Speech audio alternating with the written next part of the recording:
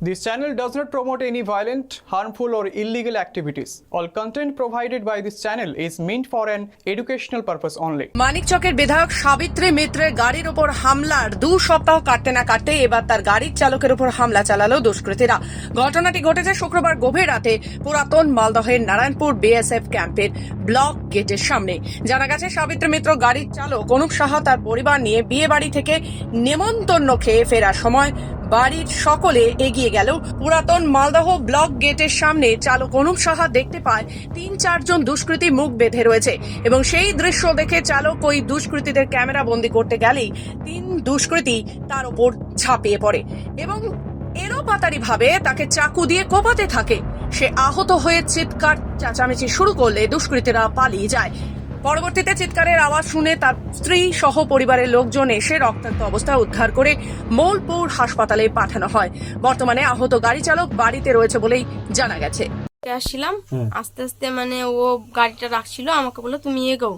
আমরা সামনে হাঁটছিলাম, এবার পিছনে এই ঘটনাটা যে ঘটেছে আমার কিছু আইডিয়া নেই। তারপরে ও যখন চিৎকার করতে লাগে তখন আমি ঘুরে গিয়ে ওকে করে দিই। কি অবস্থা দেখলেন? পুরো দেখি যে ব্লাড ফ্লাড বেরোচ্ছে, একবারে পুরো পিঠের এখানে চাকু মেরে দিয়েছে। আমি ফ্যামিলি নিয়ে বিয়ে বাড়ি থেকে আসছিলাম, হঠাৎ করে দেখি 3-4 জন বারবার ঘোরাঘুরি করে NH-34-এর সামনে, আমাদের মালদা ব্লকের সামনে। আমি ওকে জিজ্ঞাসা করতে গেলাম, ভাই এত রাত এখানে কী করছিস? ওরা মুখ ঢেকেছিল, জানি না কী কারণে ওরা কেন ঘোরাঘুরি করছিল সেটা আমি বলতে পারবো না। আমি জিজ্ঞাসা করতে যাই, ওরা আমাকে পিছন থেকে 2-4 জন মিলে এসে ফ্যামিলিকে আমি বললাম তুমি এগো, আমি যাচ্ছি। পিছন থেকে চাকু বের করে আমার পিছনে বারবার ওয়ার করতে লাগলো। তারপরে আমি ওখান থেকে সঙ্গে সঙ্গে কোনো রকম ওখান থেকে দূরিয়ে পালাই আমি ওই অবস্থায়। তারপরে আমি প্রশাসনকে ফোন করি, প্রশাসন আমাকে আসলো, এসে উদ্ধার করলো।